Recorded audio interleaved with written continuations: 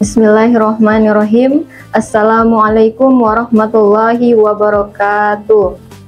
Kembali lagi bersama kami di acara Bisalah Ramadan, di mana saya Wayasri sebagai host pada kegiatan sore hari ini, di mana saya akan ditemani narasumber yaitu Ustadz Suwandi yang akan membawakan tema apa saja yang membatalkan puasa.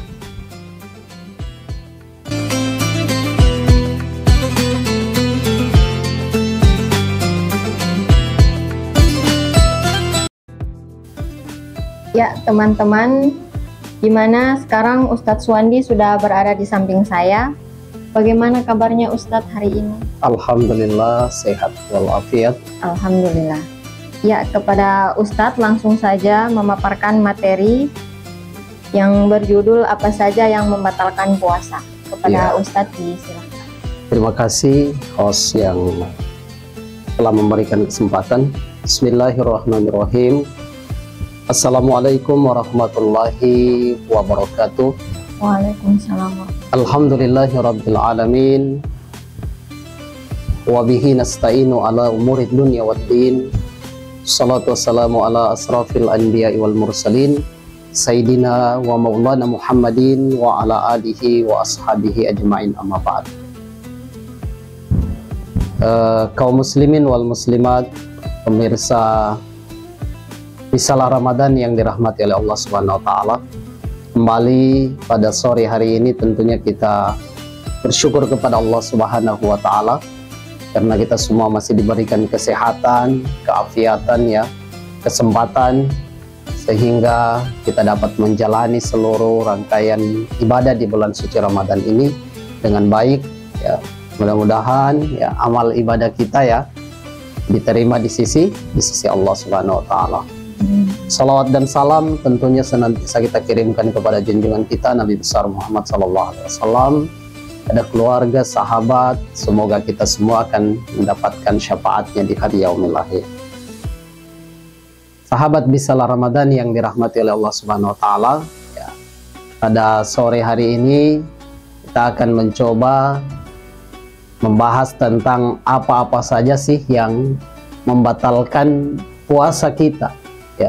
Karena hal ini sangat penting untuk kita ketahui, di mana puasa yang kita jalani, ibadah Ramadan yang kita jalani, itu merupakan satu ibadah yang sangat penting, yang memiliki nilai pahala yang luar biasa, yang kemudian jika puasa kita itu batal atau kita tidak memahami apa saja yang membatalkan puasa, tentunya maka kita akan rugi.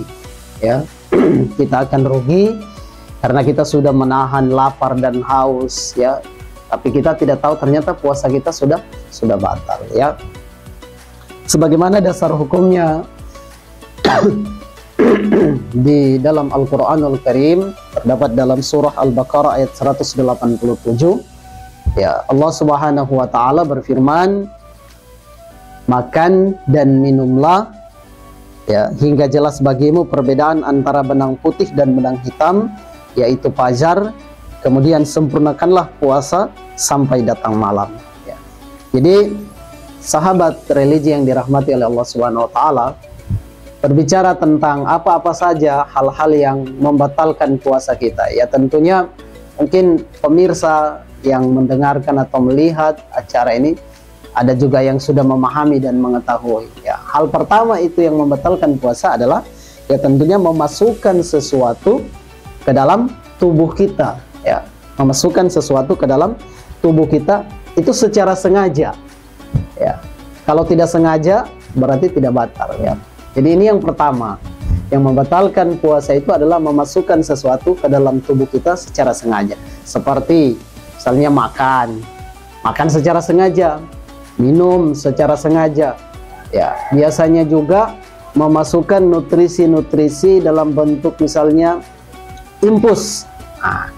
ya infus secara sengaja karena adanya sesuatu yang kita alami, misalnya dalam kondisi sakit, maka kita tidak diharuskan berpuasa, puasa kita harus batal, ya. Itu. Ada juga yang tren ya di kalangan ibu-ibu, bagaimana dengan mencicipi makanan, ya, mencicipi makanan, ya, apakah itu membatalkan puasa atau tidak, ya. Jadi kita perlu memahami bahwa memasukkan sesuatu, ya, secara sengaja itu membatalkan, ya. Mencicipi, ada ketentuan di sini, ya.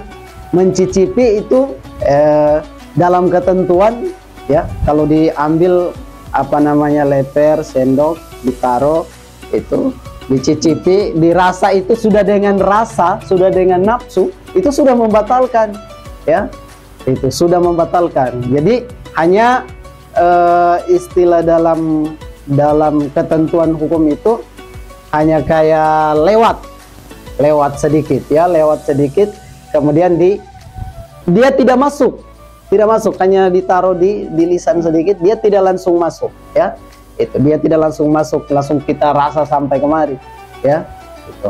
Jadi ibu-ibu yang sering membuat takzil yang ini, ya, jelas kalau ibu-ibu yang bikin takzil dia harus rasa kuenya. Kalau dia tidak rasa, dia bawa di pasar, kemudian kuenya tawar, nah bisa saja kuenya nanti tidak laku. Atau untuk mengantisipasi itu, jadi ibu-ibu sekalian mungkin bisa cari strategi, cari cara, ya, mungkin ada orang yang tidak berpuasa yang dipanggil, ya, untuk merasa. Jangan suaminya yang disuruh rasa. Kalau suaminya yang disuruh rasa, itu sudah menjerumuskan suami untuk membatalkan puasanya, karena suami kan tidak mungkin uzur, tidak mungkin halangan, ya, itu. Kemudian, ya, ada beberapa lagi, seperti kalau bagi perempuan itu haid dan nifas. Haid dan nifas itu membatalkan puasa, ya, haid dan nifas. Jadi kalau ibu-ibu kan sudah tahu, ya, untuk khusus perempuan, ketika haid tiba, dia puasa. Tadinya sahur, kemudian dia puasa, ya. Tengah hari dia dapat haid, maka harus dia batalkan puasanya. Jangan dia bilang tanggung, sudah jam 2, mending kasih terus saja. Tidak boleh, karena tidak ada ketentuan ibadah bagi seorang wanita yang dalam keadaan haid dan nifas, ya. Nifas itu berarti yang baru selesai melahirkan, ya. Kalau masih baru selesai melahirkan, bahkan sampai dia selesai menyusui, itu dia masih punya kewajiban, diberikan keringanan untuk tidak berpuasa. Kemudian keluarnya mani dengan sengaja.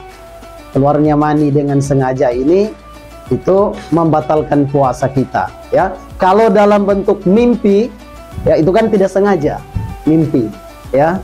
Ada istilah mimpi basah atau mimpi banjir, ya.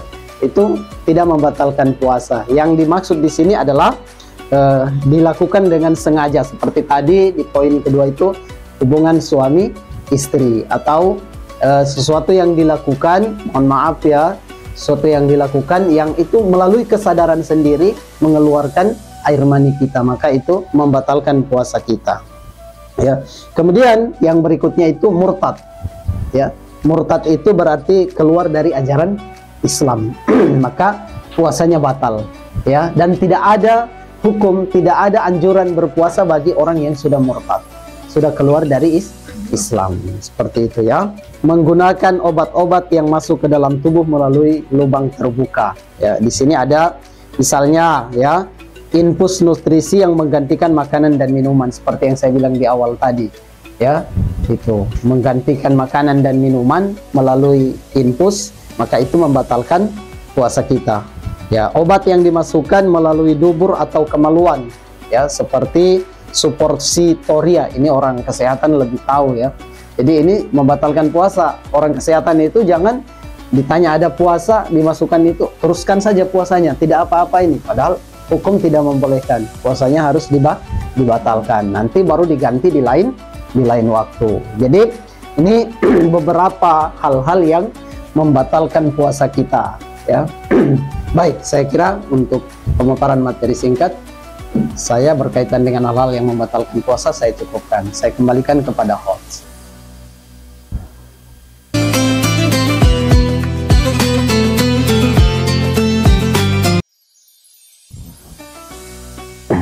Ya, terima kasih Pak Ustadz atas jawabannya.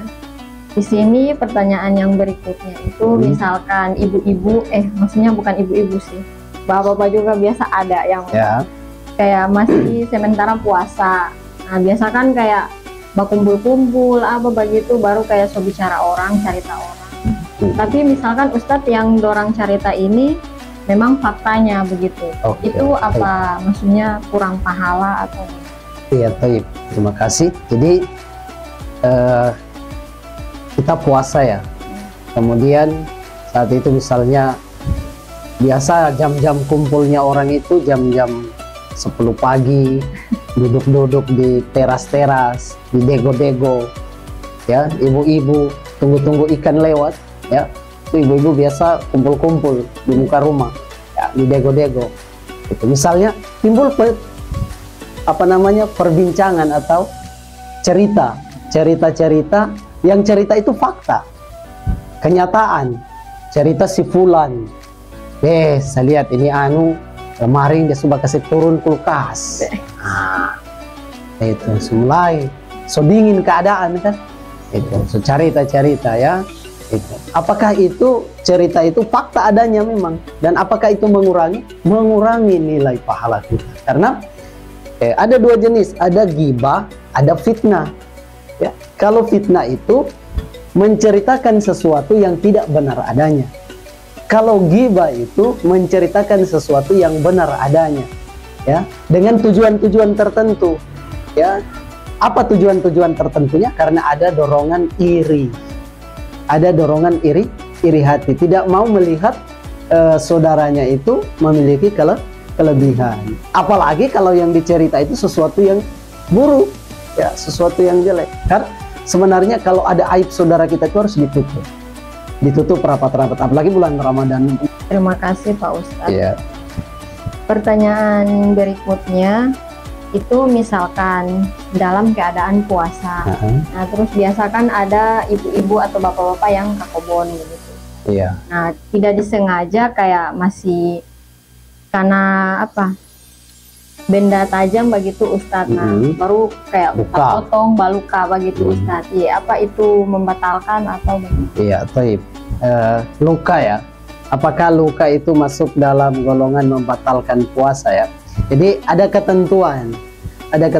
Kalau hanya tak cucu jarum, paluka, keluar darah, itu tidak membatalkan ya, cucu jarum sedikit ya, sedikit kaki. Tapi kalau tingkat lukanya itu sudah besar, kemudian sudah mengeluarkan darah yang berlebihan, ya, maka itu sudah membatalkan puasa kita, ya. Jadi tinggal dilihat tingkat lukanya, ya, tingkat lukanya parah atau tidak, ya. Tabrak mobil truk atau jatuh dari motor, kepala picak, itu batal puasanya, ya. Sudah darahnya sudah banyak sekali keluar, maka puasanya batal. Tapi kalau hanya iris ikan, ibu-ibu iris ikan di dapur, tak iris sedikit keluar darah, batal. Nah, jangan langsung ya, tidak boleh, karena itu belum masuk dalam kategori luka yang cukup besar atau cukup parah, ya. Jadi yang bisa membatalkan itu kalau tingkat lukanya itu sudah parah dan mengeluarkan darah yang banyak, kemudian darahnya itu agak lama bisa dihentikan, ya, dihentikan itu, sehingganya itu membatalkan puasa kita, ya. Kenapa harus dibatalkan puasa kita atau membatalkan puasa kita? Karena dikhawatirkan kalau kita meneruskan puasa kita akan fisik kita ini akan mengalami sesuatu yang nantinya membuat kita itu justru lebih parah, gitu ya. Jadi ada keringanan, makanya agama ini sangat indah, ya. Itu banyak betul keringanan yang diberikan agama kita itu dalam bentuk ibadah, ya. Dalam kondisi-kondisi seperti itu kita bisa menggugurkan ibadah kita, puasa kita itu bisa kita batalkan, ya, karena dapat berpengaruh terhadap fisik kita. Saya kira demikian.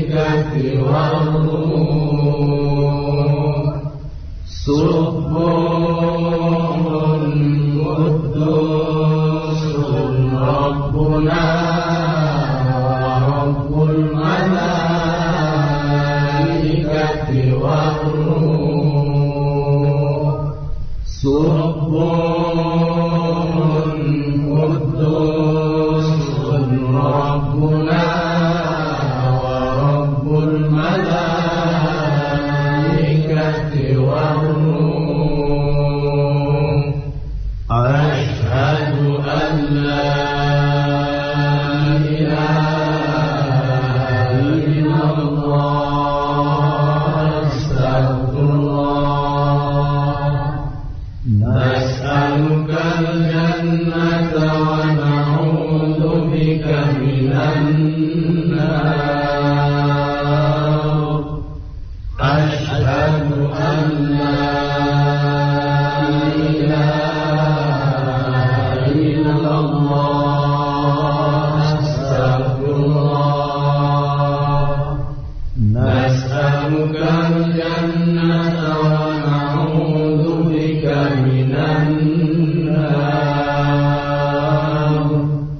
Asyhadu an la ilaha illallah, astagfirullah. Nas'alukal jannata wa na'udzu bika minan nar.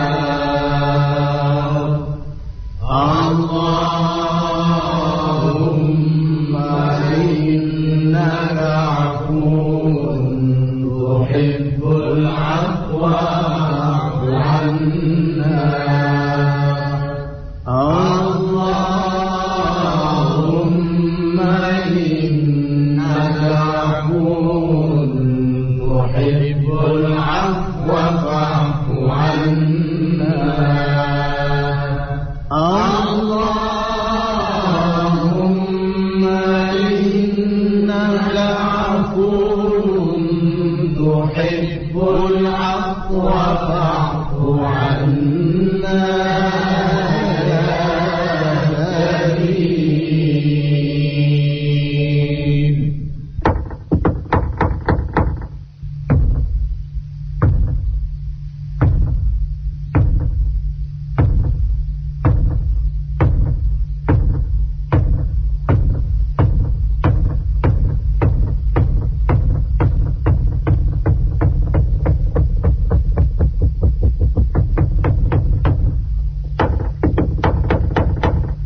Bismillahirrahmanirrahim. Allahumma laka sumtu wa bika amantu wa ala rizqika aftartu. Dhahaba al-dhama wa batallatil uruq. Allahumma inni as'aluka an taghfir li bi rahmatika ya arhamar rahimin. Allahu akbar, Allah